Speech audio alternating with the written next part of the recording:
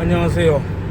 옵션 없는 농기계, 전동 접이식 백밀러가 없는 농기계, 깡통 농기계 이야기 시작합니다. 오늘 일요일 오후 4시 30분 정도 됐습니다.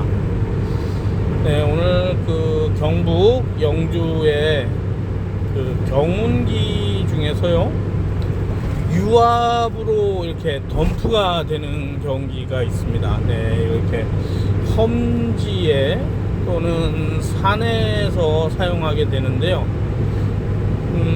짐을 싣고 사람이 이렇게 들어서 짐을 부리기에는 좀 많이 무거운 것들이 있습니다. 뭐 예를 들자면은 전원주택을 짓기 위해서 돌을 좀 날라야 된다든가, 이럴 때 돌 무게가 상당하죠. 그래서 그것을 사람이 이렇게 힘으로다가 들어서 덤프를 할 수가 없기 때문에 그 유압으로, 경운기에 유압을 만들어서 유압 덤프로 이렇게 하게 됩니다. 물론 뭐 덤프차를 사용하거나 이러면 쉬울 수도 있습니다.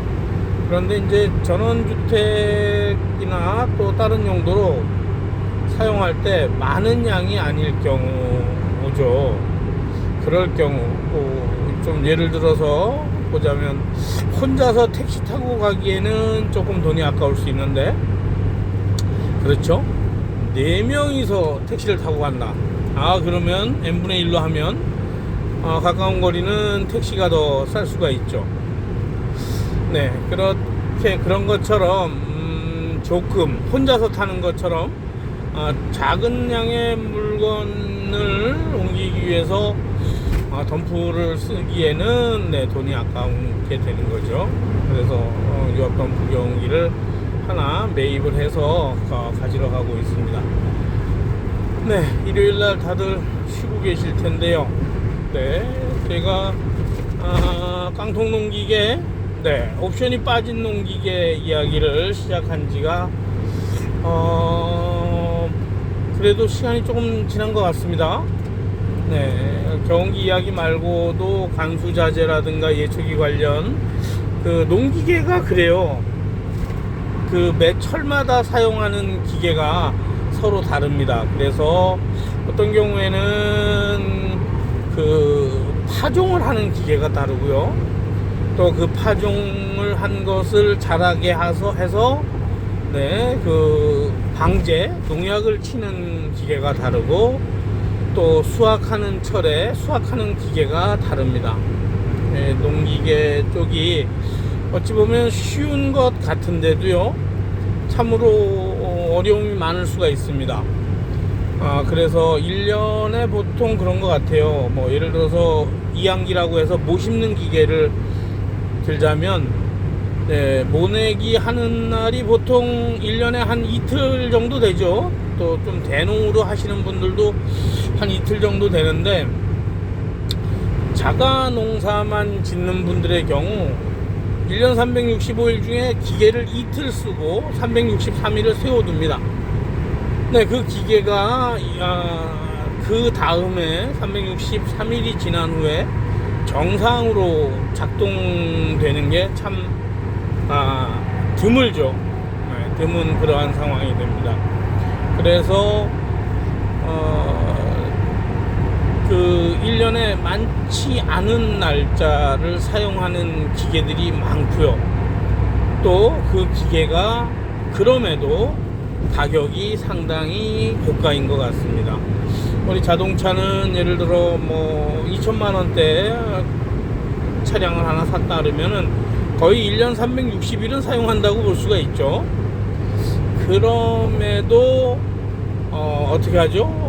닦고 기름치고 왁스칠하고 세차해주고 합니다. 근데 농기계가요, 물론 뭐 저렴한 것들도 있죠. 그렇지만 이제 그 고가의 농기계들이 참으로 많습니다. 뭐 수억 원이 호가하는 농기계들도 있고요. 뭐 통상 시골에서 많이 쓰는 트랙터 기준으로 보면 아주 소농이 아닌 이상에는 그래도 농사를 만여평대 이렇게 진다. 그러면 보통의 경우 한 7, 8천만 원대의 트랙터를 사용합니다. 네.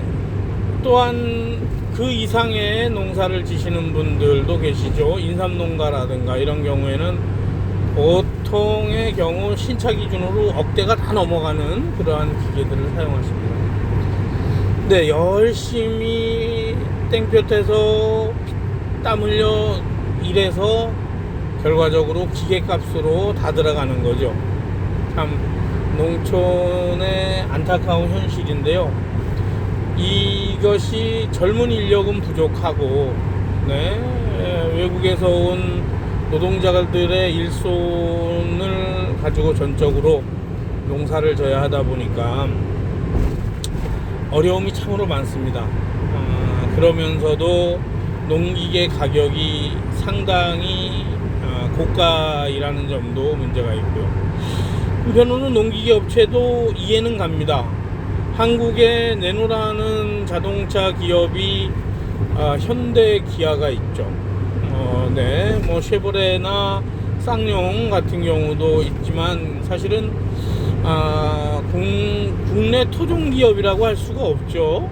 그런 상황에서 보면 자동차는 지금 제 앞에 저기 그랜저가 하나 가고 있는데, 저 그랜저라는 이름을 현대에서 참 많이도 쓰고 있습니다.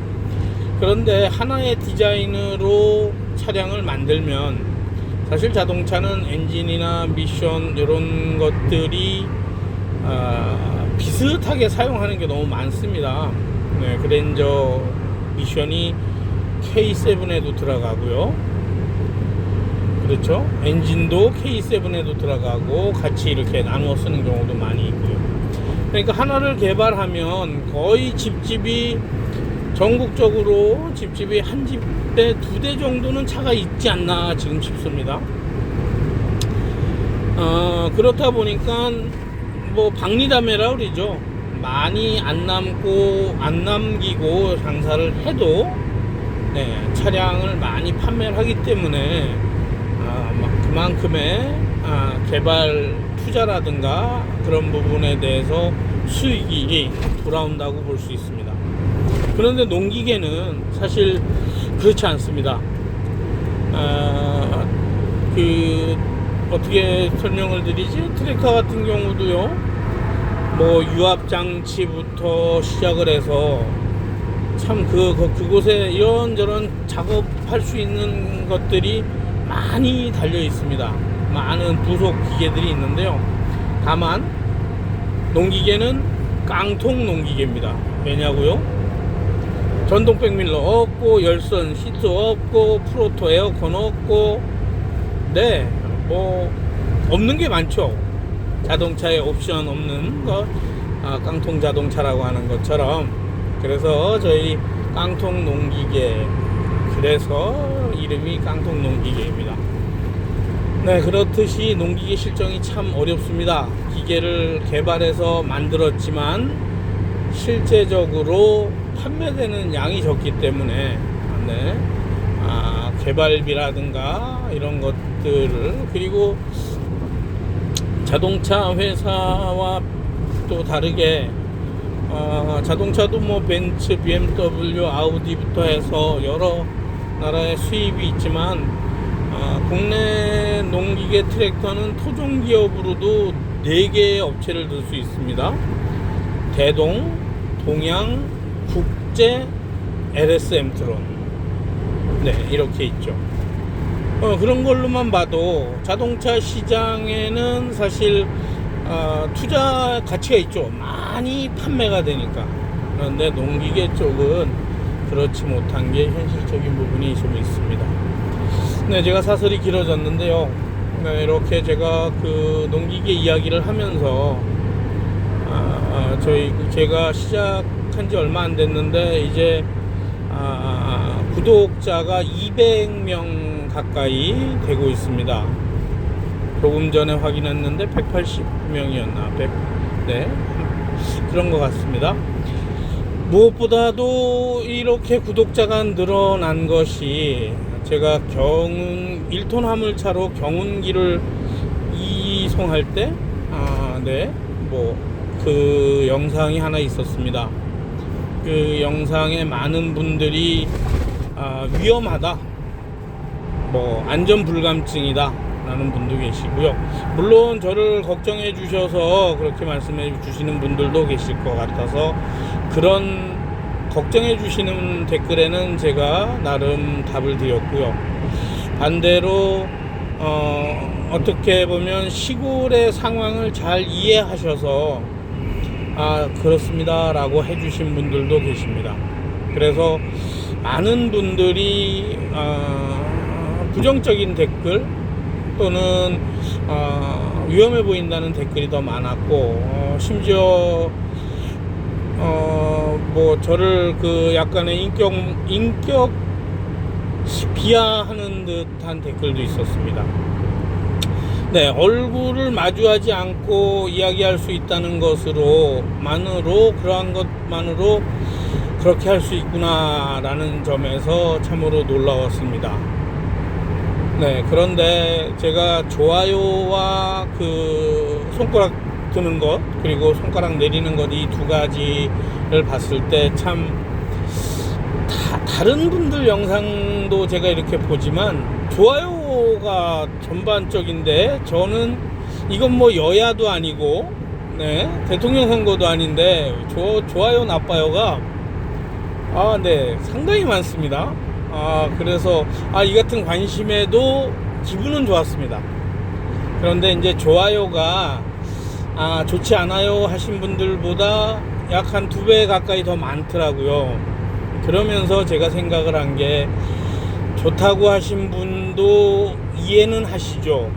위험할 수 있다라는 걸 알지만 시골의 현실적인 부분들을 생각하시고, 또는 시골에서 생활을 해보시고, 아마 농기계 이야기라는 것 때문에 시골 생활을 하시는 분들이 많이 접하실 수도 있습니다. 그래서 거기다가 좋다라고 좋아요는 눌러주셨지만, 위험하다고 하신 분들의 댓글을 반박해서 댓글을 단다는 게 쉽지를 않았던 것 같습니다. 그래서 어쨌거나 좋아요가 좋지 않아요 보다 약 2배의 호응을 얻고 있습니다. 그래서 어떤 분은 당장 글을 내려라 라고 댓글을 다신 분도 계셨는데요. 저도 초기에 좀 망설였습니다. 이런 뜨거운 호응이 나타날지를 생각하지 못했기 때문에. 그랬는데 내려야 할까 라는 생각도 했습니다. 네, 그런데 좋아요가 거의 2배의 숫자가 있다 보니까 그래도 이것이 시골에서 실제적으로 제가 여러 군데도 댓글을 남겼지만, 그렇게 달고 수십 킬로 이렇게 이동하는 게 아니고요. 마을에서 길게는 한 15km 이렇게 갈 수가 있겠죠. 저희 마을이 면 단위 지역만 해도 이렇게 이쪽에서 이쪽 끝까지 왕복하면 한 20km가 되니까, 그 정도니까 한 10km 이렇게 내외로 움직이고요. 그리고 무엇보다도 저희 지역에는 국도변 옆에 이면도로가, 고속도로에 지금 보시는 이 이면도로처럼 넓게 있습니다. 그 도로가 농기계 도로죠. 농기계 단이라고 해놓은 도로가 있고, 그래서 그렇게 저희 영상을 보시고서 많은 관심을 가져주셔서 감사하면서도, 너무 이렇게 걱정과 우려의 말씀을 해주시는 분들께도 또 감사드리면서, 제가 보여드린 거는 그렇게 멀리 가고자 한 건 아니고요. 그리고 아주 아마 자동차에 그렇게 싣고 발을 한번 매보시면 경운기 자체가 꼼짝도 하지 않는구나 라는 거를 아실 수 있을 거고요. 또 하나는 방지턱이 떨어질 수 있다라고 말씀하시는데, 네, 방지턱을 원래 그 견인을 하면서 뭐 40km 이렇게 가니까, 네, 방지턱 잘 봅니다. 잘 보고, 또 방지턱을 뭐 떨어질 정도로, 뭐 쉬운 얘기로 차 안에 있는 커피가 쏟아지지도 않을 정도로 이렇게 조심스럽게 넘어다니고요. 네, 그 경운기로 직접 끌고 갔다가 돌아오려면 시간이 너무 걸리죠. 경운기 끌고 예를 들어서 한 10km만 왕복을 해도 한 오전 시간이 다 할애를 해야 됩니다. 네, 그래서 그때마다 견인차, 사실 뭐 돈을 떠나서 견인차들이 그런 것들을 이렇게 경운기나 이런 것들을 잘 이송도 잘 안 해주시고요. 현실적으로 부딪히는 일이 너무 많습니다. 많아서 조금 양해를 해 주시길 바라고요. 제가 이렇게 영주까지 오면서 네, 또 그럴 수도 있겠네요. 놈이 앞만 잘 보고 운전이나 좀 하지 라고 할 수 있는데, 네, 앞 잘 보고 운전하고 있습니다. 네, 그래서 아무튼 여러 부면에서 신경 써 주시고 또 이렇게 걱정해 주셔서 감사드리고요. 마지막으로 말씀드리자 보면, 네, 자동차 사고가 날 거가 두려워서 운전면허를 안 딸 순 없죠. 네, 따야 됩니다. 물론 말씀하신 대로 경운기를 그렇게 이송하는 게 위험할 수 있지만, 네, 안 할 수는 없을 것 같고요. 여러분들의 걱정과 염려 덕분에 좀 더 안전하고 바나 이렇게 한 번 더 내고 해서 더 안전하게 이송할 수 있도록 이렇게 노력하도록 하겠습니다. 앞으로도 채널 많이 좀 봐주시고요. 저는 뭐 실제적으로 시골에서 할애할 수 있는 부분들로 동영상을 촬영할 예정이 있습니다. 그래서 긴 것보다도 딱 핵심만, 팩트만 딱 찍어서 이렇게 올려드릴 예정이 있으니까요.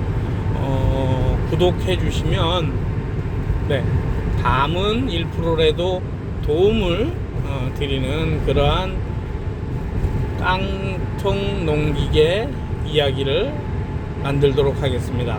계속해서 깡통 농기계 이야기 들어주시면 감사하겠습니다. 감사합니다.